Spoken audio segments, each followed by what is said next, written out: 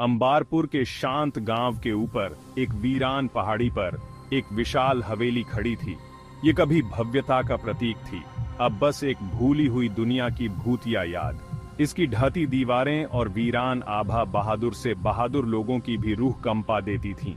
स्थानीय लोग भूतिया घटनाओं के किस्से सुनाते थे, जो भूतिया हवेली की कहानी को हवा देते थे। हवेली सालों से खाली पड़ी थी, इसकी खिड़कियां खाली आंखों की तरह नीचे गांव को घूर रही थीं। लताओं से घिरी और हमेशा के लिए धुंध में डूबी हवेली रहस्य की एक अचूक हवा का अनुभव कराती थी। यह ऐसा था जैसे पत्थर खुद एक दुखद अतीत के रहस्य फुसफुसा रहे हों। कुछ लोगों ने हवेली के पास जाने की हिम्मत की। इसकी भूतिया प्रतिष्ठा के पीछे की सच्चाई को जानने की तो बात ही छोड़ दें, लेकिन अनजान का आकर्षण, सच्चाई को उजागर करने की आकर्षक संभावना कुछ लोगों के लिए विरोध करना बहुत मजबूत साबित हुई। हवेली, जिसे कभी ठाकुर निवास के नाम से जाना जाता था, अमीर ठाकुर परिवार का घर था। उनकी शानदार पार्टियों और असाधारण जीवन शैली की कहानियां पीढ़ी दर पीढ़ी चली आ रही थीं। लेकिन त्रासदी तब हुई जब ठाकुर की युवा पत्नी की रहस्यमय परिस्थितियों में मृत्यु हो गई। ठाकुर दुखी और दुख में डूबे हुए एकांत प्रिय हो गए, खुद को हवेली में बंद कर लिया। कुछ लोग कहते हैं कि वह अपनी प्रेयसी के खोने से कभी उबर नहीं पाया। उसका दिल हमेशा के लिए हवेली के ठंडे आलिंगन में दफन हो गया। हवेली, जो कभी खुशी और हंसी का केंद्र थी, सन्नाटा छा गया। ठाकुर की पत्नी की मृत्यु के 1 साल के भीतर ही मृत्यु हो गई। हवेली को सड़ने के लिए छोड़ दिया। गांव वालों ने फुसफुसाते हुए कहा कि ठाकुर की आत्मा शांति न पा सकी, अपनी प्रेयसी के साथ हवेली की दीवारों के भीतर फंस गई।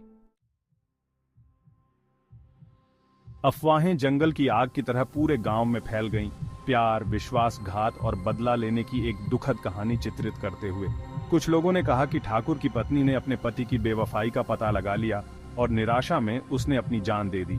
दूसरों ने फुसफुसाते हुए कहा कि ठाकुर ने ईर्ष्या और स्वामित्व से प्रेरित होकर अपनी पत्नी की हत्या कर दी थी, इस डर से कि वह उसे छोड़ देगी। किंवदंती के अनुसार उसकी आत्मा अपने विश्वासघात को क्षमा करने में असमर्थ हवेली पर एक श्राप डाल दिया। जो किसी को भी उसके मैदान में प्रवेश करने की हिम्मत करता था, उसे फंसाने की कसम खाता था। आज तक ग्रामीण हवेली के आसपास होने वाली अजीब घटनाओं के बारे में बात करते थे। हवा में बेसुरी फुसफुसाहट फैल गई, खिड़कियों में परछाई नाचने लगी और जो कोई भी पास आने की हिम्मत करता, उस पर भय की भावना छा गई। हवेली त्रासदी का प्रतीक बन गई थी। उसका नाम धीमे स्वर में लिया जाता था। एक भयानक रात, दोस्तों का एक समूह, जो रोमांच की प्यास के लिए जाना जाता है, ने किंवदंतियों को चुनौती देने का फैसला किया। निडर और हट्ठी विक्रम के नेतृत्व में वे भूतिया हवेली में एक रात बिताने के लिए दृढ़ थे।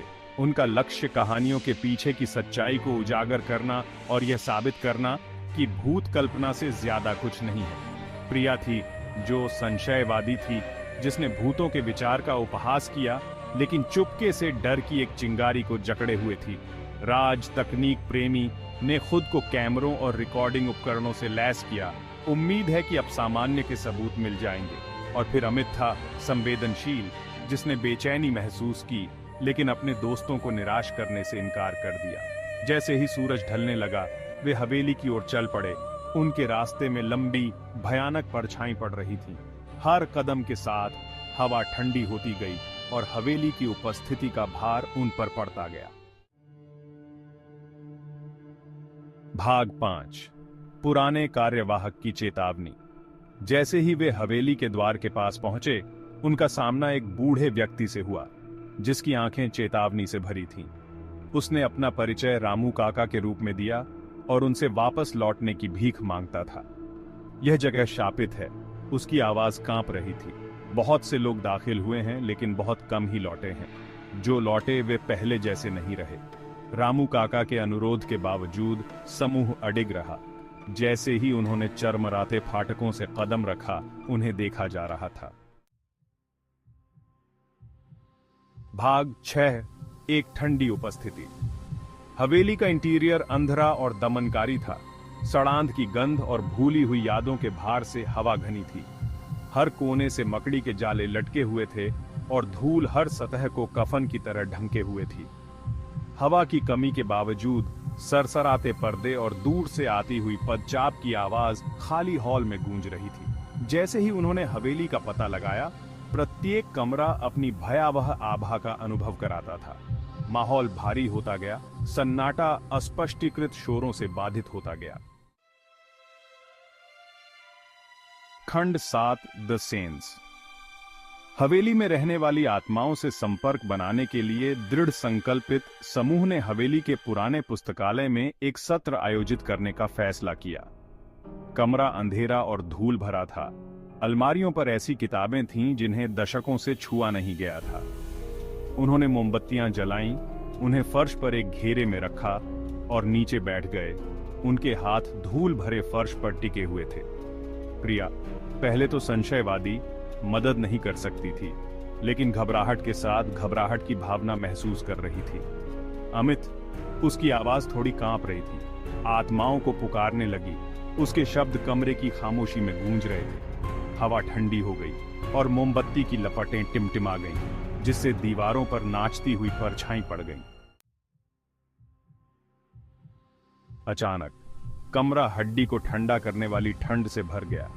मोमबत्ती की लपटें फड़फड़ाकर बुझ गईं और कमरे में अंधेरा छा गया।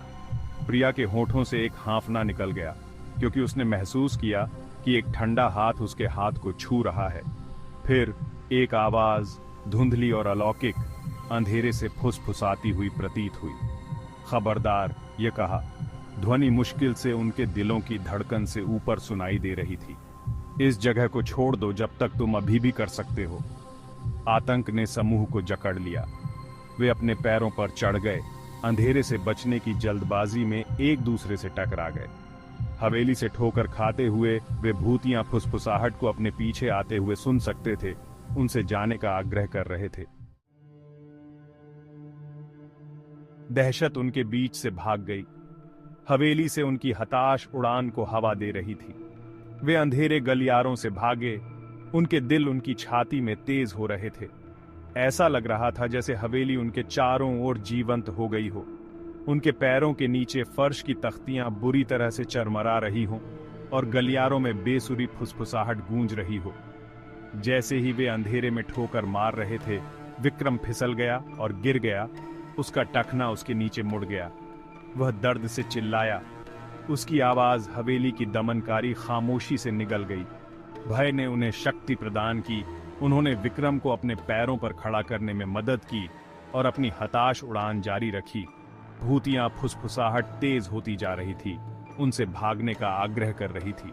अंत में वे हवेली से बाहर निकलकर ठंडी रात की हवा में आ गए, हांफते हुए। वे तब तक दौड़ना बंद नहीं करते जब तक वे गांव की सुरक्षा तक नहीं पहुंच जाते। हवेली उनके पीछे चांदनी आसमान के खिलाफ सिलहूट होती है। हिलते हुए और बेदम उन्होंने भव्य संरचना को देखा। उनके दिमाग ने अभी जो अनुभव किया था उसे समझने के लिए दौड़ लगा दी। क्या उन्होंने भूतिया आवाज, ठंडा स्पर्श की कल्पना की थी, या हवेली वास्तव में ठाकुर और उसकी पत्नी की आत्माओं द्वारा प्रेतबाधित थी? वे जवाब मांगते हुए हवेली में दाखिल हुए थे, लेकिन पहले से कहीं अधिक प्रश्नों के साथ निकले थे। अनुभव ने उन पर एक अमिट छाप छोड़ी, जो अज्ञात की एक भयावह याद दिलाती है, जो छाया में दुबकी हुई है। उन्होंने किंवदंतियों को चुनौती दी थी और हमेशा के लिए बदल गए थे। उनके संदेह को अनदेखी के लिए एक नए सम्मान से बदल दिया गया था। अंबारपुर की भूतियां हवेली बनी रही। गांव के ऊपर एक खामोश प्रहरी उसके रहस्य करीब से छिपे हुए थे। समूह का अनुभव हवेली के काले इतिहास का एक और अध्याय बन गया, जिससे इसके चारों ओर फैली किंवदंती और बढ़ गई। ग्रामीणों के लिए वे हवेली से बचना जारी रखते थे। उनका डर समूह की दो हैरोइंग कहानी से प्रेरित था। हवेली एक अनुस्मारक के रूप में खड़ी थी कि कुछ जगहों को सबसे अच्छा छोड़ दिया जाता है, उनके रहस्यों को सुलझाया नहीं जाता है, उनके रहस्यों को छाया में छिपाकर रखा जाता है। और इसलिए अंबारपुर की भूतियां हवेली की कथा जीवित रही, पीढ़ी दर पीढ़ी चली आ रही है। कैंप फायर के आसपास फुसफुसाई गई एक भयावह कहानी, एक अनुस्मारक कि कुछ दरवाजे खोलने के लिए नहीं है और कुछ रहस्यों को अतीत में दफन करके सबसे अच्छा छोड़ दिया जाता है। अगर आपको यह कहानी पसंद आई हो तो हमारे चैनल और फैक्टोरिया को सब्सक्राइब करें और हमारे साथ और भी रोमांचक कहानियों के लिए जुड़े रहें।